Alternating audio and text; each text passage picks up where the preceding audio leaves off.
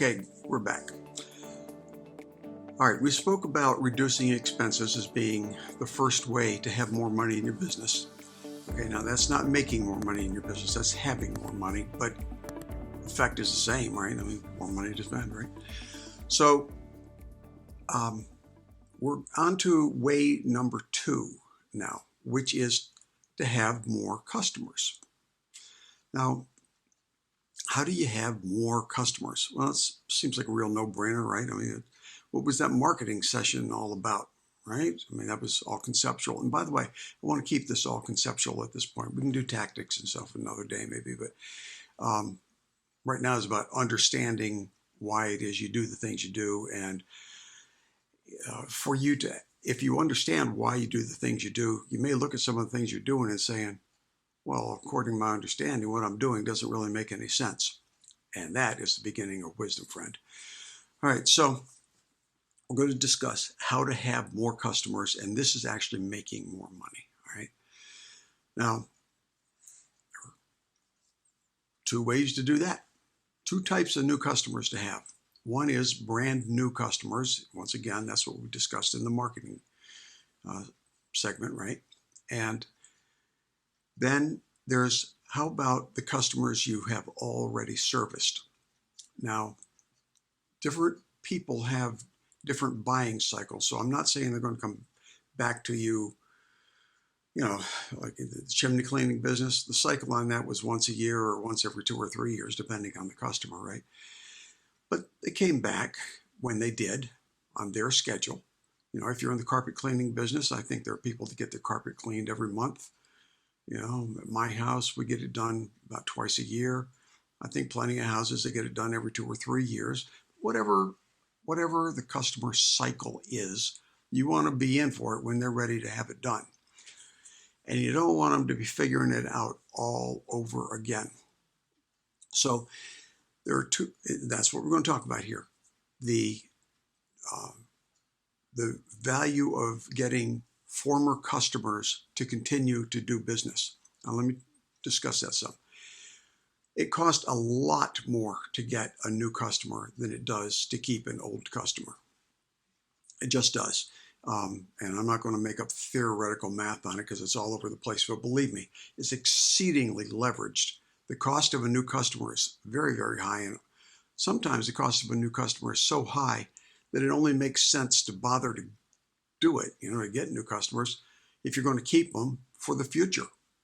I mean, the math can be that way, So you want not only profitable first-time business, but you want the very profitable second-time business. Very profitable because it doesn't cost as much to get that customer and something else. Remember all that business about trust?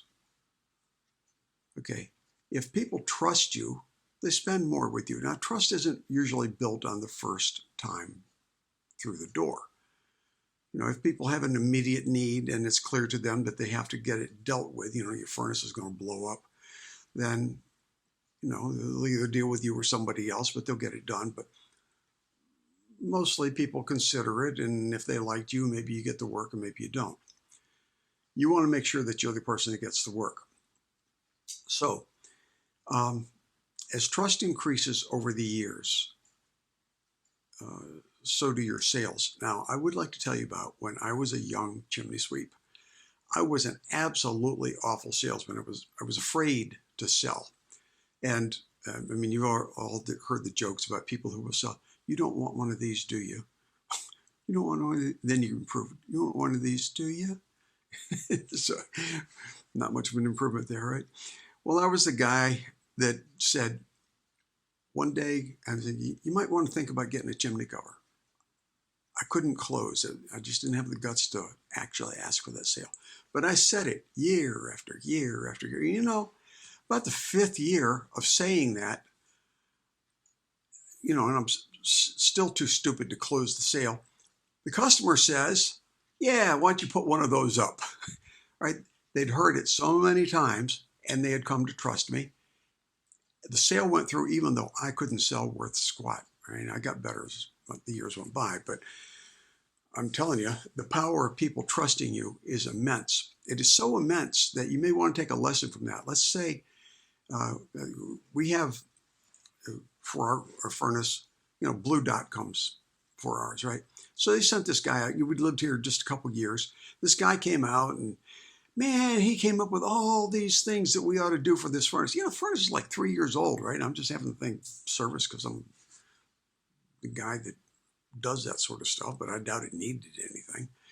It's a gas furnace, not even an oil burner, okay? This guy came up with ways for me to spend a pile of money. Well, I've been around the block once or twice, and, I knew what was going on. I wasn't about to trust that guy as far as I could spit, right? What if that guy had said to me, there's a little, and he was talking about a little hole in the plenum. Well, he showed me the hole that doesn't have, or the plenum that doesn't have a leak. You may not know what that means, but they all leak a little bit, okay? So he was making a big case out of nothing. If he had said, you have a leak in that plenum that you ought to deal with sometime, and, I'll squirt a little silicone in it today, but that's not the way anyway, if the guy had said this and not tried to push me for it, it had left me worrying about it. But it also would have left me trusting the guy because he didn't try to cram a, big expense down my throat. In a few years, I probably would have bought, or maybe not that because I knew better, but you get my point. You want to be that guy that people trust too. So two things, you have to actually be the guy that they trust in the house. Be that guy and be patient, work over time, and the customer will come around to you. In the meantime, they may forget who you are.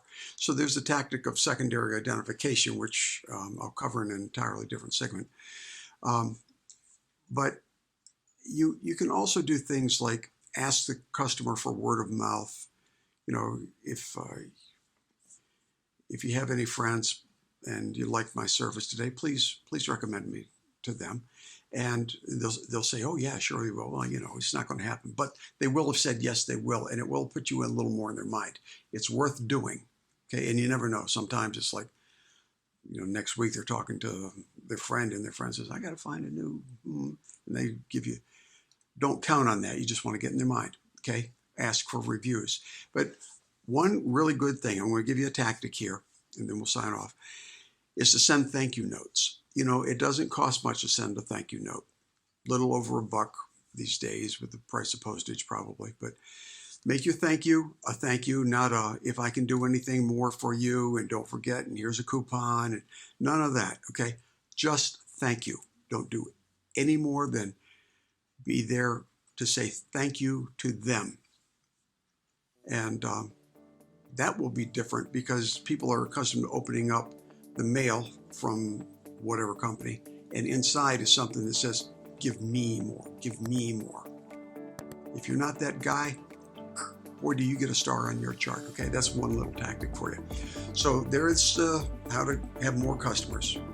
Market for the new ones, of course, and keep the old ones. And in the next segment, we're going to tie it directly into this one, right? I'll see you on that one. Hey friends, I hope this was useful to you. Would you do something for me? Would you please share this with anybody you know that ought to hear it too? And then would you please give me the thumbs up and subscribe, right? That's kind of important on these things. Feel free to leave comments. All right, thanks a lot. And now get out there and do some winning.